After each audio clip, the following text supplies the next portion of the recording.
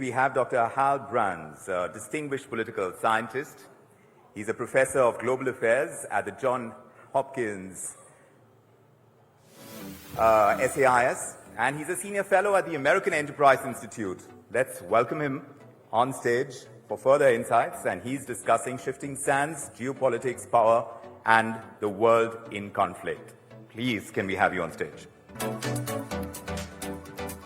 thank you. I appreciate that introduction, and I appreciate the opportunity to be here as well. It's a real honor to be present with so many distinguished guests and speakers, and so I'm grateful to the organizers for including me in this event. So I've been asked to give my sense of the world that awaits us in the coming years, of the geopolitical landscape that's emerging today. And that's a challenge in any moment. It's particularly challenging right now when so much is going on. If you look at Ukraine or Gaza or Taiwan, the world seems to be awash with crises. There is political change and even political upheaval in so many countries. Technology is racing ahead in ways that are dazzling but also disorienting. So let me try to impose some coherence on the events that are happening and to give you a sense of the deeper contours of the emerging era in global politics. And my basic point here is that we've now conclusively left behind the historical integration. It was a time when the world seemed to be converging geopolitically, economically, politically. It was a time when autocracy seemed to have been defeated by democracy, globalization was racing ahead, and the prospects for great power peace had never been greater.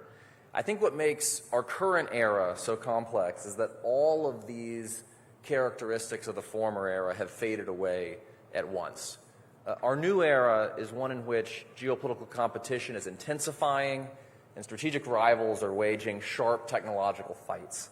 The international economy has become a battleground.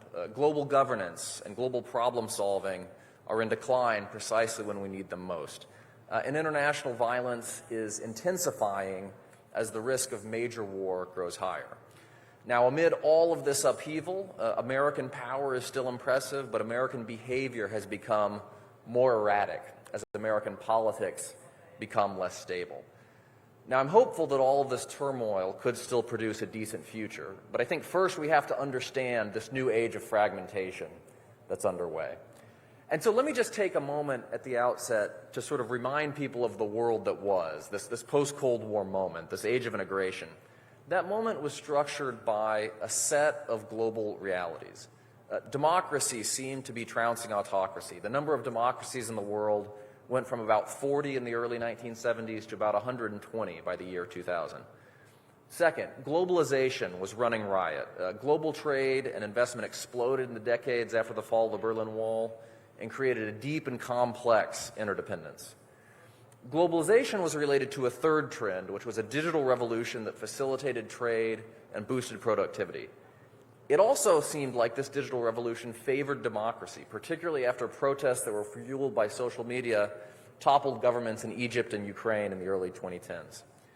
And these factors underpinned a fourth feature of the era, the idea that great power competition was receding, perhaps permanently, and that major countries would now cooperate to solve transnational problems and strengthen the global rules of the road.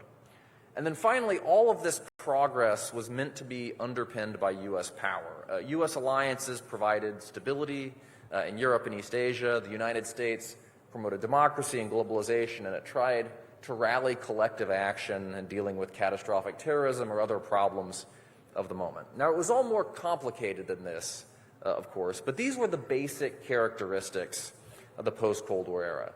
But for a variety of reasons, that era didn't last. In some cases, it didn't last because new democracies or established democracies were more fragile than they seemed. In some cases, it didn't last because globalization also brought inequality and insecurity, which triggered the backlash we still see today. It didn't last because technology was a two-edged sword. It gave repressive regimes tools for tracking and stifling their critics, even as it gave dissidents new ways of critiquing their rulers. And fundamentally, it didn't last because the balance of power shifted. The post-Cold War order was underpinned by U.S. and Western primacy, but in recent decades, we've seen the ultimately rests on a balance of power. And as that balance has shifted, a very new moment has begun. So let me try to explain what that moment is by just pointing to 6 key contours of the age of fragmentation. First, we live in a moment of resurgent blocs and new Cold Wars. Not so long ago, it seemed that geopolitical dividing lines were fading or even disappearing. That's clearly not the case anymore. The lines are getting more clearly drawn in Europe due to Russia's war in Ukraine. The same is true in the Middle East, where Iran and its proxies are facing off against the U.S. and its friends. The same is true in the Western Pacific, where there's a multifaceted competition between China on the one hand and the U.S. and its allies and partners on the other. During the Biden years, the U.S. tried to frame this situation as democracy versus autocracy. I don't think President Trump views it the same way. But one thing that hasn't changed is that the revisionist powers are working more closely together. Iran, China, Russia, North Korea are doing more and more together, and that's creating more of a bloc-type alignment in international politics. Not every country is picking sides in this struggle, of course, as people in India know well. But global divisions are sharpening, and so is the competition for influence. Second, the battle of ideas is back. We used to think that democracy had defeated all comers, but today, powerful autocracies like Russia and China believe that their illiberal systems are the waves of the future. They're coercing and destabilizing states that stand in their way. And political systems throughout the world are being reshaped by populist movements, some of which are challenging established democracies from within. And so the fight for the world's ideological future is just fiercer than any time since the Cold War. Third, the fight for techno-primacy is raging. A generation ago, the U.S. had just a commanding technological lead over any competitor. It's not the case anymore. China has made huge strides in cyber weapons and hypersonic missiles. It's investing massively in AI, quantum, and other advanced technologies. Middle powers are getting into the game as well. Throughout history, geopolitical competitions have been technological competitions, which means that whoever dominates key emerging technologies may dominate this era. This means that industrial policy is here to stay as countries try to invest in their own strengths. It also means that economic warfare is here to stay as countries use tariffs, export controls, and other tools to try to hold the rivals back. Fourth, global problem solving has never been more necessary, but it's never been harder.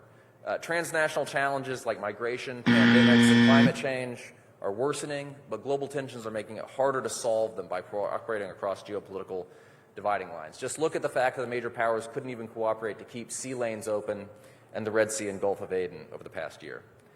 Fifth, amid all these hot wars, tech wars, and trade wars, the threat of real wars has risen. We see this in Ukraine, we see it in the Middle East, and of course there's a growing danger of a clash in the Pacific. Finally, our era features a powerful but unpredictable America. The U.S. is still by far the most powerful country, but its politics have become more polarized, its system has become more dysfunctional, and its ability to produce stable, coherent leadership on the international stage is open to question. Now, I don't mean to sound gloomy. I think eras of upheaval can produce productive outcomes. It was the tense world of the Cold War that gave rise to the relatively peaceful and prosperous international system we now know. I also think some countries, like India, will find tremendous opportunity in today's geopolitical cleavages. But in order to do so, we have to first understand the contours of the age that have taken shape. Thank you very much.